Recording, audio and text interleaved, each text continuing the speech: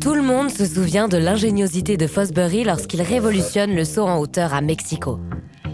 De la 3e médaille d'or de Marie-Josée Pérec à Atlanta. Sans oublier cette médaille d'or de Paul Landowski pour cette sculpture en bronze. Ah non? Ça ne vous dit rien? C'est vrai qu'aujourd'hui, ça peut sembler incongru. Et pourtant, il y a bien eu des épreuves de sculpture, de peinture ou de littérature aux Jeux Olympiques. Mais alors, pourquoi les JO artistiques ont-ils disparu?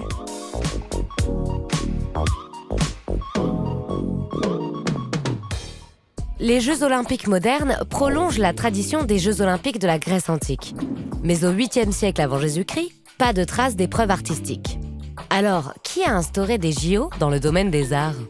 Bonjour, je suis l'arrière-petite-nièce de Pierre de Coubertin, le fondateur des Jeux Olympiques modernes. Pierre de Coubertin voulait combiner sport et art pour voir des hommes bien dans leur tête et dans leur corps. À l'origine de son projet olympique, du sport, mais aussi 5 épreuves d'art. L'architecture, la sculpture, la littérature, la musique, mais aussi la peinture. Alors Pierre, il est né dans une famille qui a déjà beaucoup de présence artistique. Son père était peintre, donc c'est quelque chose auquel il est sensibilisé. Lui-même dessine d'ailleurs très très bien. Il va commencer à faire des croquis et puis il va faire un dessin que tout le monde connaît, je crois, aujourd'hui. Et ce sont donc bien évidemment les anneaux olympiques. Pourtant, malgré l'investissement personnel du fondateur, les JO artistiques ne débutent qu'à la 5e édition des JO, en 1912 à Stockholm. Et ce n'est pas vraiment un succès. Certains artistes sont réticents à l'idée d'être comparés les uns aux autres. Seulement 35 sont présents. Le thème et le sujet principal devaient être le sport. Une représentation, une illustration ou même une symbolique, mais quelque chose qui allait forcément expliquer et parler du sport, du mouvement et des bienfaits en fait du sport. Parmi les participants, 2 d'entre eux se démarquent, Georges Orode et Martin Eschbach, pour un ouvrage intitulé « Ode au sport ».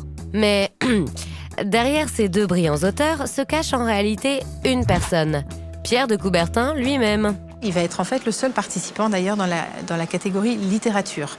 Mais on ne va pas savoir que c'est lui puisqu'il a un double pseudonyme et il ne va pas venir chercher sa médaille. Mais une épreuve au JO artistique, ça se passe comment? Les œuvres doivent être inédites et sont jugées par des membres du CIO et quelques artistes. Quant aux participants, ils doivent être amateurs. Et c'était très important pour Pierre parce que c'était une manière vraiment d'ouvrir ça à tout le monde. Le concours change de dimension en 1924 avec 193 artistes présents, dont Jean Giraudoux ou Henri de Monterland. Car oui, il est organisé à Paris, la capitale des arts, au Théâtre des Champs-Élysées. On l'appelle désormais le pentathlon des muses. En 1924, ce sera aussi la première participation de Jean Jacobi, qui est un peintre luxembourgeois. Et c'est celui qui d'ailleurs sera le plus primé dans cette discipline artistique, parce qu'il participera à 4, je crois, éditions des Jeux Olympiques, en 24, en 28, et en 32 et en 36. En 1936, justement, lors des Jeux de Berlin, beaucoup de nations sont absentes.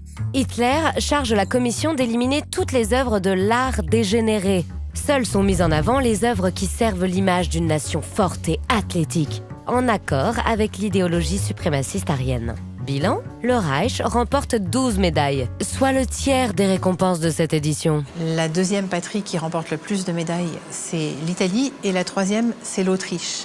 Le pentathlon des muses prend fin en 1948, et l'une des principales raisons, c'est la professionnalisation des artistes. Certains profitent de leurs médailles pour se faire connaître et vendre leurs œuvres. Scandale! Et ça, c'est une des choses qui a peut-être un peu contribué à ce que les Jeux artistiques s'arrêtent, parce que ça n'était pas dans l'esprit olympique de faire de l'argent sur ces œuvres artistiques, mais vraiment plutôt d'aller chercher une excellence. Mais alors, est-ce qu'on pourrait pas envisager un nouveau pentathlon des arts?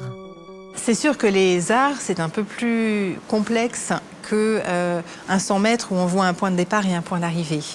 Mais bien évidemment, il y a quand même aujourd'hui donc les Césars, par exemple pour le cinéma, il y a pour la littérature, pour la musique, il y a des récompenses. Et donc aujourd'hui, ça pourrait être intéressant de remettre justement ces Olympiades artistiques et que des disciplines artistiques puissent exister aux Jeux Olympiques de nouveau.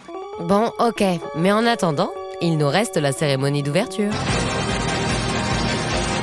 Et ça commence fort avec d'emblée un magnifique feu d'artifice au-dessus du stade.